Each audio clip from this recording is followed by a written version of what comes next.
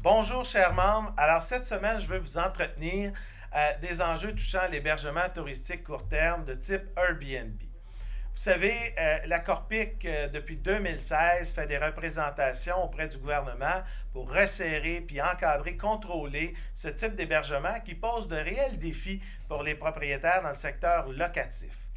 Alors, vous conviendrez que dans la dernière année, dans une conjoncture post-pandémique, avec le retour du tourisme, ces enjeux sont ressortis de plus en plus nombreux chez les propriétaires et donc on a voulu aller vous consulter dans le cadre d'un vaste sondage.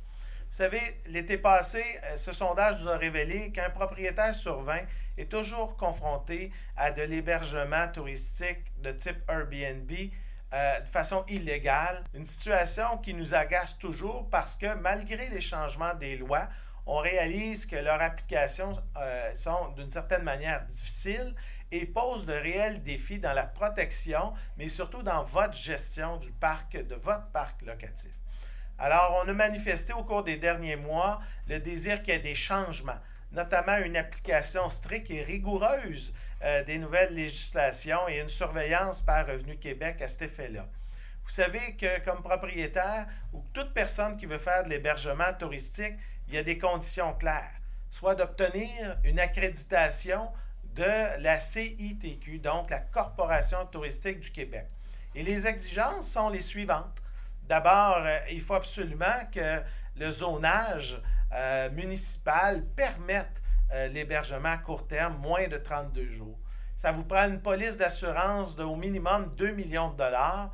Et finalement, si c'est vos locataires qui décident occasionnellement d'offrir leur logement sur des plateformes Airbnb, vous devez, comme propriétaire, donc être en accord d'une telle utilisation de votre bien.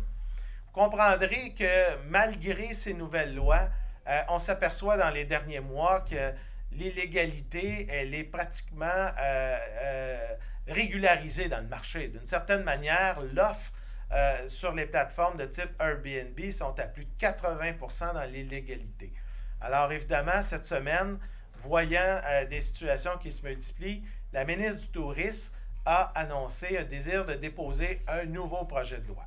Et elle sera à plusieurs des arguments qu'on a formulés ces derniers mois, notamment l'obligation d'avoir et d'afficher pour toute offre son numéro de certification de la CITQ.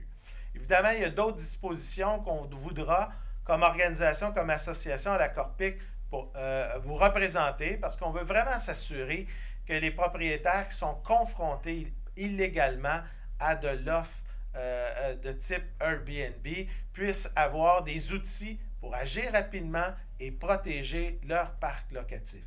Vous savez qu'à la signature du bail de location, il y a des dispositions qui existent déjà dans la loi. Par exemple, l'article 1892 qui fixe clairement que tout logement au Québec doit d'abord être destiné à la location, donc à l'hébergement, à l'habitation spécifique, et que toute notion dite commerciale, donc de profit, de bénéfice, doit nécessairement se retrouver et donc géré et encadré par l'hébergement touristique au Québec. Alors pour nous, ça nous apparaît important qu'on formule un certain nombre de revendications.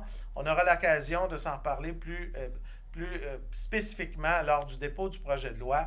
Mais je vous invite, chers propriétaires, si vous avez des enjeux dans votre parc locatif, d'abord, à communiquer avec notre équipe de conseillers pour être bien encadré, ne jamais vous gêner à dénoncer que ce soit à Revenu Québec ou à votre municipalité lorsqu'il y a de vos locataires qui sont en non-conformité à la loi.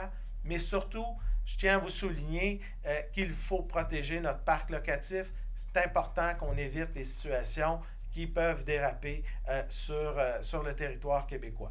Alors, vous pouvez compter sur la Corpic et sur nous pour vous représenter et vous défendre sur cet enjeu qui est important pour l'ensemble de la Corporation des propriétaires immobiliers du Québec. Merci.